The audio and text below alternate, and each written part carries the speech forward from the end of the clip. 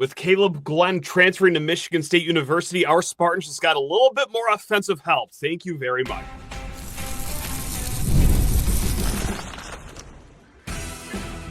You are Locked On Spartans, your daily podcast on the Michigan State Spartans, part of the Locked On Podcast Network, your team every day.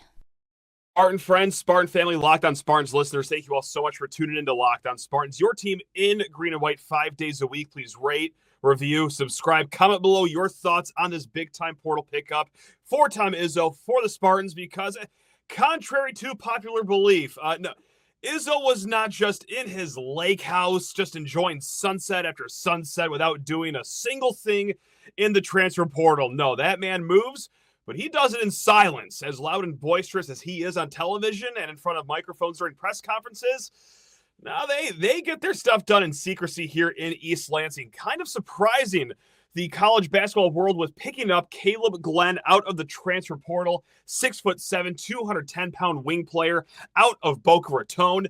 Now that is, of course, by way of Louisville. This will not be his second college stop. This will be his third college stop. But let's get to learn about our newest Spartan here, guys. The number 11 ranked small forward transfer prospect on 24/7 Sports. He was second team All AAC for the Owls. He averaged 12.6 points, which led Florida Atlantic last year. He also snagged 4.8 rebounds per game. Now, the last game that he had for the Owls, not too shabby. 18 points, 5 rebounds, unfortunately in a loss for the Owls in the NIT against Dayton, but hey, went out on a high note there. Now, this is not going to be the first time that we've seen Glenn play at Breslin Center. If you guys remember, in the middle of the season, our Spartans took on the Owls. Now, Glenn, just 6 points, 2 of 9 shooting, 1 rebound against Michigan State, but we're not going to knock a guy for having a tough game against Michigan State, because we just saw, in pretty good sample size, how good Michigan State was defensively last season. Actually, if you break it down, which you can do this on barttorvik.com. If you looked at his games against top 100 opponents, which there were 11 such games that FAU played this year, played pretty solid. Like, there's a lot to like about his game. So let's just get into why we love this pickup for the Spartans here. And of course, what number do I like to fly to like a moth to a flame? It is at 3-point percentage number. Now, is that because we just saw Michigan State be on the complete run end of 3-point percentage pretty much the entire season? Yeah, a little bit. Is it more so of, well, this is just the way basketball is going, the 3-pointers more prioritized? Yeah, it's probably some combination of both, but we like to see that Mr. Glenn shoots the 3 at 40.4% from behind the arc. Now, it's not like he's gunning it up as much as Steph Curry is. He's not putting up 12 attempts per game from three-point land. A little over 3 per game, but he is much more well-rounded than a shooter. We'll get more into the shooting numbers here in a little bit. But guys, on twos, specifically around the rim, really good finisher around the rim. He is 60% shooting on 2-point field goals, and when he is around the rim, 69.8% finisher around the rim. That is certainly above average, especially for a guy. Again, like, we're not talking about a 7-foot center here that's just dunking the ball in here and, just laying the ball in after jumping 4 inches. No, this, for a 6'6" guy, 70% around the rim, that's pretty solid. Obviously, he's got good finishing skills. He's got some bounce to his game. Don't expect him to compete in a dunk contest against Cohen Carr, like Carr's in his own league. But hey, you know what? On that next tier, you'll see guys like Kaleb Glenn with his bounce, so he can do it in a variety of ways. Now, back to his shooting. How does he do it? Does he do catch and shoot? Does he do it off the dribble? Well, got good news for you guys, because on catch and shoot 3-pointers, he is in the 80th percentile at effective field goal percentage, if I can get those words out of my mouth. Let me say that again. 80th percentile in the nation on effective field goal percentage on catch and shoot shots. Off the dribble gets even better when you stack him up against all of his other guys that he's going up against nationally. He's in the 93rd percentile shooting off the dribble. Now, he does get to the free throw line quite well, like not like Frankie Fiddler status, where it was almost like, 5 or 6 times per game when he transferred here from Omaha. But still, you're going to like to see that he got to the line 3.4 times per game last year. Now, it's not all great. I don't have like nothing but awesome numbers for you. One concern, 62% free throw shooter. It's not great, but everything I just named here, hopefully you're going to like what you see from Kaleb Glenn. I do think that is fascinating, though, that he is kind of a poor free throw shooter, but seems to be fine from three, fine from elsewhere around the court. But yeah, free throws just hasn't really gotten it together. So hopefully he can get a bump here in East Lansing in what will be his third year collegiately. Now, what does this mean for Michigan State? Well, first and foremost, like we talked about, Michigan State gets 3-point help. Because you lost Jace Richardson. You lost Trey Holloman. You lost Jaden Akins. You lost Xavier Booker. You lost Frankie Fiddler. And while the five guys I named, you might say, what are you talking about Frankie Fiddler for? He shot 19%. What do we care about that? The five guys I named were the top 5 3-point field goal attempts for Michigan State.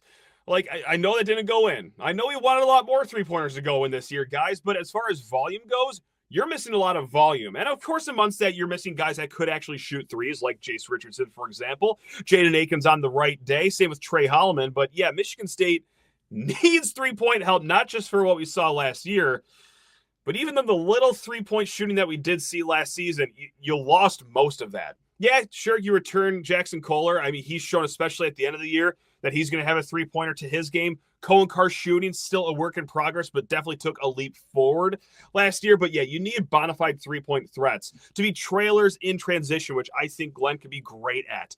Or, if Michigan State gets zoned to death, which they did last year, I'm sure they'll see a little bit of zone this year. Hey, yeah, having a guy that can shoot the corner 3 as well as he does, yes, please. We're going to need 3-point shooting here. Back with more on the Kaleb Glenn commitment. But first, guys, hey, Supply House. Get the supplies you need from the site made for the skilled trades. Of course, we are talking Supply House. Whether you're in plumbing, HVAC, electrical work, Supply House is the reliable way to order products online. Their easy-to-use website is packed with helpful resources and the latest product info to help you get the job done right. And plus, with a complete inventory of over 200,000 parts from 400-plus top brands, you will find exactly what you need delivered fast from coast to coast. Need help with an order? Supply House offers expert support and industry-leading service, so you will always talk to a real person. And for trade pros looking for that extra edge, their free TradeMaster program offers exclusive perks like dedicated phone lines, free shipping, and discounts on every order. Thousands of skilled professionals are already taking advantage, and now it is your turn. Join the TradeMaster program today at supplyhouse.com/TM and start ordering plumbing, HVAC, and electrical supplies with just a few clicks. Plus, use promo code SH5 for 5% off your first order. That is over at supplyhouse.com. What it also means for Michigan State, it gets pressure off your young guys, right? Like Jordan Scott, Cam Ward, the two freshmen that are going to come in that if Michigan State did not get a wing out of the portal, I don't think they would have been thrusted into starting roles, but man, they really would have gotten the bulk of the minutes, maybe the first guy off the bench, whereas they still will play this year. I just don't think they'll be demanded on for, 22 minutes a night if you weren't able to get a guy out of the transfer portal. No. So what this does, gets Jordan Scott, who I'm mainly talking about. I think Cam Ward profiles as more of a 4, like a power forward. But Jordan Scott, okay, he gets to, going to use air quotes on this one, ease his way into college basketball.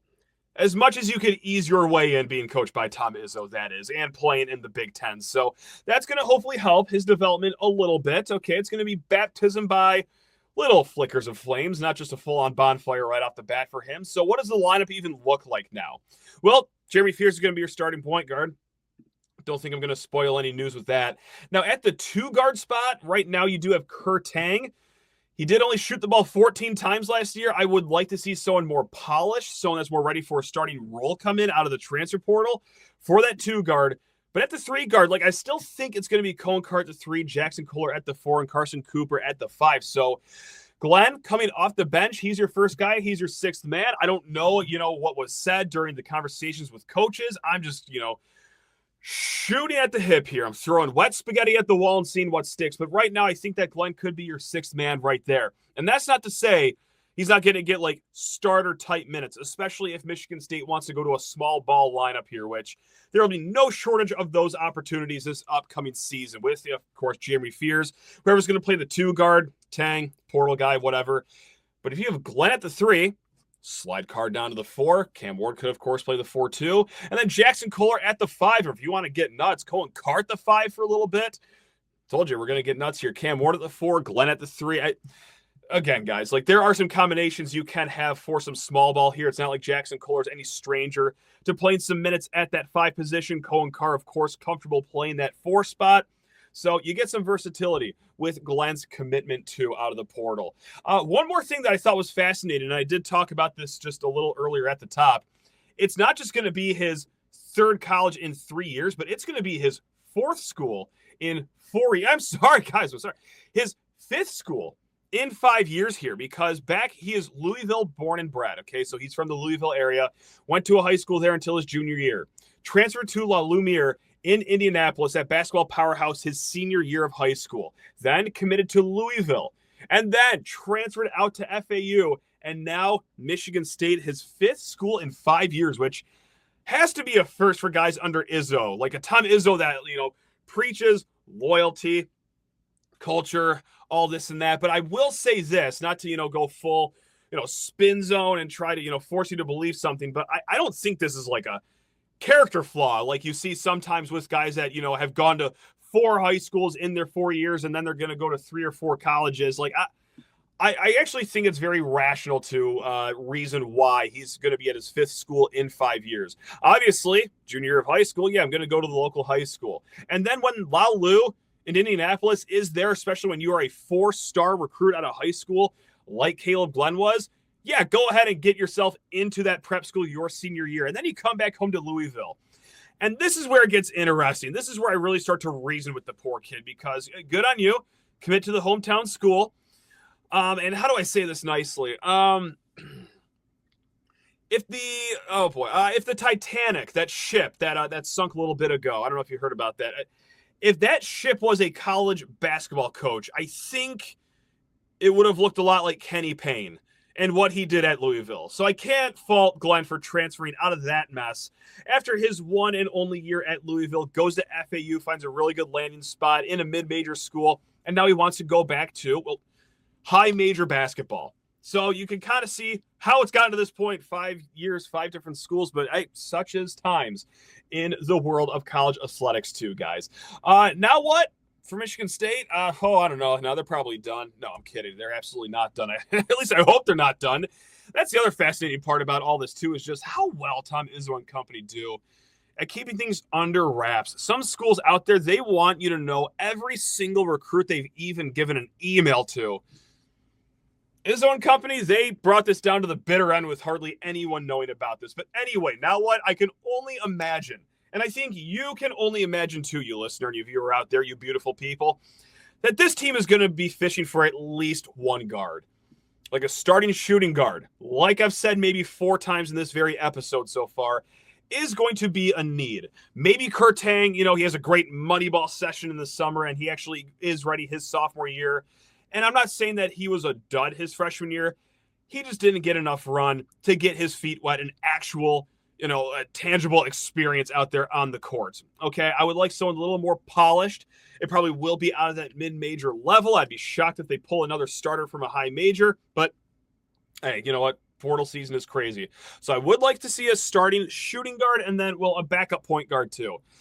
Because we've talked about this in the last few episodes when we talk basketball, is that you got one guy that can competently dribble a basketball, or at least has shown that he could in a point guard sense, and that is, of course, Jeremy Fears. You lost Jace Richardson, who took over some ball handling duties at times, and then Trey Holloman, too, who, of course, could handle the ball. And now you're just left with Jeremy Fears. So I would like to see someone be able to come off the bench, or even if that is that shooting guard that comes here, to have some ball handling capability. I would like to have 3 guys that could do it, but right now, I'll settle for 2. That's fine, whatever. I would imagine it's going to be 1, if not maybe 2 more guys. I would be a little shocked if they do have 4 transfers in this class, but hey, go ahead, threaten me with a good time. Surprise me, Tom. Come on now. All right, guys. Well, that's it. We will be back. This is a nice little bonus show here of Locked On Spartans. Thanks a lot for keeping it tuned. But yeah, exciting times in East Lansing. Thank you, Izzo. Thank you, Kaleb Glenn, for transferring to Michigan State. Excited to see the young man play here in the green and white. I really do like this pickup for our Spartans here, guys. All right, we'll see y'all later. Keep it tuned. Locked On Spartans, your team in green and white. Till next time, love you all.